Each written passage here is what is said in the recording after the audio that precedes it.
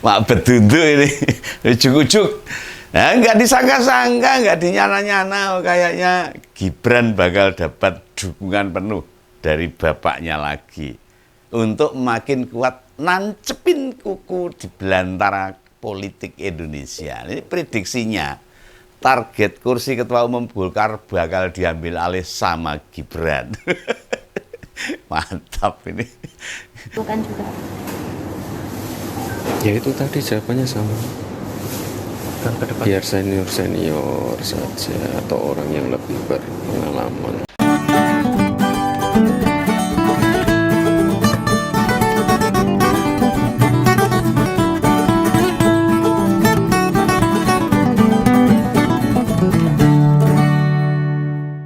Oh, Golkar ya gelem. Ini memang prediksi. Ini memang kalkulasi, ini memang bayangan, tapi dilandasi dengan argumentasi yang mendasar. Tidak ngawur dan tidak ngasal. Nama Gibran sebagai salah satu kandidat ketua umum Golkar itu disuarakan sama M. Kodori, peneliti Indobarometer. Peneliti nih gak melu-melu ya. Dan ini Kodari selama sebelum Pilpres, meski berasal dari lembaga survei, tapi tiba-tiba Jokowi buang. Padahal dulu nih. Dan kayaknya bakal masuk istana nanti sebagai staf ahli presiden pasti. Nah, kemarin Gibran dikonfirmasi wartawan soal penyebutan namanya yang jadi salah satu calon ketua umum, calon kuat ketua umum Golkar. Dia jawab begini, sudah tahu jawabannya kan. Ya tadi video depan kan sudah menyimak.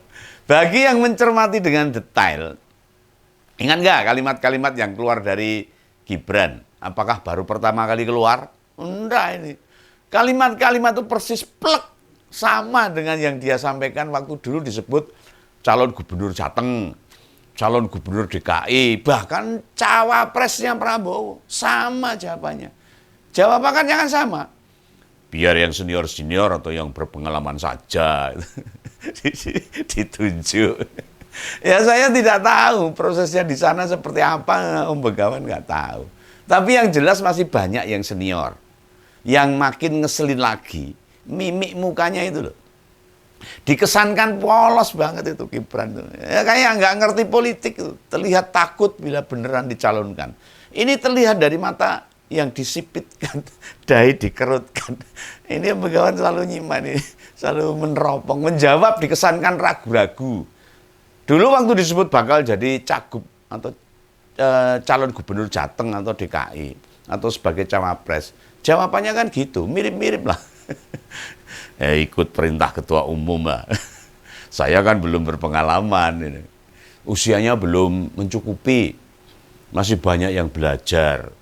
Ya hasilnya gimana ya akhirnya kan ikut turun gelanggang juga. Ini kok sejak Pilpres kemarin tak titeni loh ini.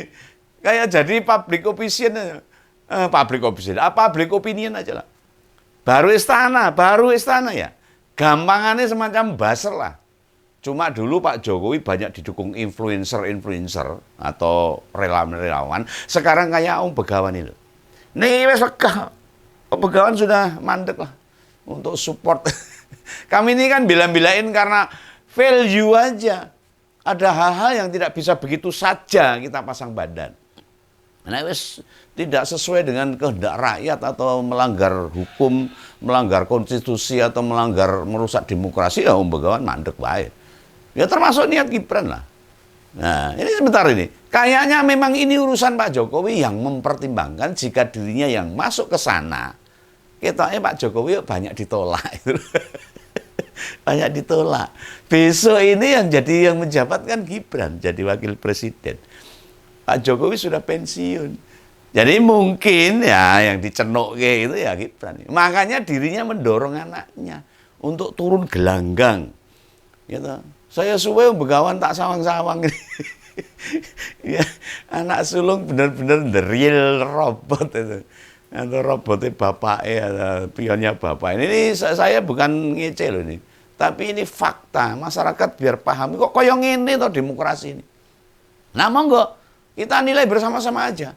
Apakah anak muda ini yang benar-benar cerdas, yang prospektif, yang punya visi masa depan yang bagus, adalah anak-anak muda yang dalam setiran atau remote-nya dari bapak? Apakah anak muda yang kekinian, yang selalu dibantu oleh orang tuanya? Apakah Gen Z atau generasi milenial itu anak muda penuh cawe-cawe kekuasaan? Apakah begitu anak muda itu? Lah munculnya isu yang dilempar Muhammad Qodori ini, mau tidak mau jadi bibit pertempuran. Oh iya no, di Golkar sendiri, di internal Golkar sendiri akan terjadi saling lirik, saling melotot, yang mengancam soliditas Golkar sendiri. Siapa yang ragu dengan kekuatan Pak Jokowi sekarang ini? Sopo? Ingat loh kasus KLB Demokrat pimpinan Pak Muldoko kemarin. Lawung Pak Mul yang belas, bukan orang partai itu Pak Mul tuh, bisa turun gelanggang kok, bujuki kader, ngajak ex pendiri Demokrat melawan Pak BY. Enggak tanggung-tanggung loh. Yang dilawan itu mantan presiden 2 periode. Oh, kuwi bisa. Apalagi hanya melawan Pak Erlangga Hartarto. Itu anak buahnya di kabinet.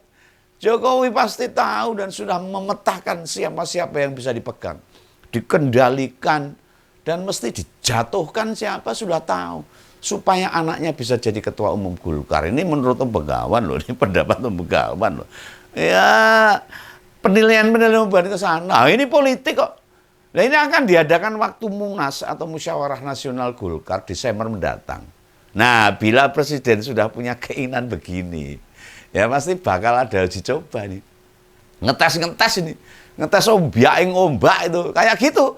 Apakah para petarung sudah siap apa belum? Ini dites saat ini. Nah, misalnya ini. Dari soal waktu. Coba-coba diganti nih. Bisa tidak? Bila bisa digeser dari Desember ke Oktober misalnya. Iya, Munasnya itu tentu lebih menguntungkan kan. Nah, bagaimanapun presiden menginginkan Munas diadakan sebelum serah terima jabatan presiden. Nanti Pak Jokowi kan hadir di situ. Itu kekuatannya lebih. Ini misalnya, lebih saja terjadi. Lah untuk uji lagi misalnya, ini menurut opini Om Begawan loh, kira-kira Om Begawan loh, atau pendapat Om Begawan untuk memenangkan sebuah pertarungan. Apakah Pak Jokowi punya pengaruh atau tidak? Ini ya dicek ini. Ya tadi disodorkan nama Gibran sebagai calon ketua umum. Soalnya kemarin-kemarin waktu nama Jokowi itu yang disuarakan, nggak dapat banyak dukungan itu. Banyak penolakan. Maka diganti dengan nama anaknya. Ini ngono ya, ini faktanya begitu. Yang kita lihat kan begitu saat ini. Sementara kita tahu jadi ketua umum Golkar kan mesti jadi pengurus DPP 5 tahun dulu. Lah buat Pak Jokowi apa sih yang sekarang ini nggak bisa? Mau 5 tahun, mau 10 tahun. Oh, undang-undang saja bisa dirubah. Apalagi mau ngadi ART partai. Yang lebih kecil, lebih nyamit. Gampang. Lantas hingga sekarang sudah muncul 4 kandidat ketua umum Golkar ini. Ya mereka ini ya Pak Erlangga, itu incumbent, Pak Bambang Susatyo, Pak Bahlil, Lahadalia, Ladala, dan Pak Agus Gumiwang. Nah dari 4 nama tadi, dari tokoh-tokoh Golkar yang belum pernah jadi menterinya Pak Jokowi hanya Pak Bambang Susatyo. Nah dia ini sekarang jadi pimpinan MPR. Orang lama juga di Golkar, senior. Yang ngelihat daftar kandidat yang muncul ini, maka peluang menjadikan Gibran gantiin Pak Erlangga itu makin tidak menemui kendala. Lost doll. Ini menurut Begawan ini. Iya ini, masyarakat biar tahu, biar ngerti ini. Nah, Pak Bahlil atau Pak Erlangga atau Pak Agus Gumiwang bisa nolak dengan keinginan Pak Jokowi. Apalagi melawan keinginan Pak Jokowi. Lah dipikir mereka ada di posisi sekarang ini, jadi wong penak sekarang ini. Bukan atas jasanya Pak Jokowi. Mau ngelawannya mau pakai cara apa? Lalu para pemegang hak suara di Golkar, apa bisa dan berani? Orang wani. Beda kalau partai Banteng yang di sana itu. Itu partai yang taat konstitusi, taat demokrasi. Ora iso konsisten. Lah ini partai yang ini lah. Gampang diplitok ini. Lah mereka itu gampang kok dikalahkan. Dan siapa sih yang sekarang ini tidak pengen didekati sama Pak Jokowi? Ayo, bagaimana? Akankah Gibran nggak jadi? Atau gagal jadi ketua umum Golkar? Itu 4 nama yang tadi sudah tak sebut. Sekarang ini sama-sama pada pegang kepala. Ini mau pusing ini. Ini bingung nih. Bingung nih gimana supaya Gibran nggak ikut ngerebutin kursi ketua umum nih. Wah, ini yang tak lawan itu Gibran, ini tak lawan Pak Jokowi ini. Ini ya gitu ini. 4 kandidat seniornya Golkar ini pasti mikirnya gitu. Lah pikiran Begawan itu jadi melayang-layang ini. Jadi membayangkan kemana-mana. Lah bila Kaisang itu wis di PSI, ketua umum PSI, nanti Gibran di Golkar, Mas Bobi bakal di mana kira-kira? Ini pikiran Begawan nih. Mau ngerebut PAN. Oh iya, mungkin PAN ini yang tersisa ini. Ya, nek Mbak Erina sama Mbak Selvi pengen ketua umum partai, ya pilih dibuatin partai atau ngerebut yang sudah ada saja. Nah, gambar ini kan makin mempertontonkan gimana masa depan demokrasi kita. Makin cerah nopo makin burem sederek-sederek. Ya ini masyarakat yang bisa menilai. Saya Begawan hanya menyampaikan aja. Nilai-nilai kebenaran saya sampaikan. Fakta-fakta saya sampaikan. Supaya masyarakat ora dibodoni. Ora bodoh-bodoh banget. Biar melek politik. Masyarakat golek beras, mangan tiap hari. Tapi politik jangan sampai buta. Harus cerdas, harus tahu. Halo?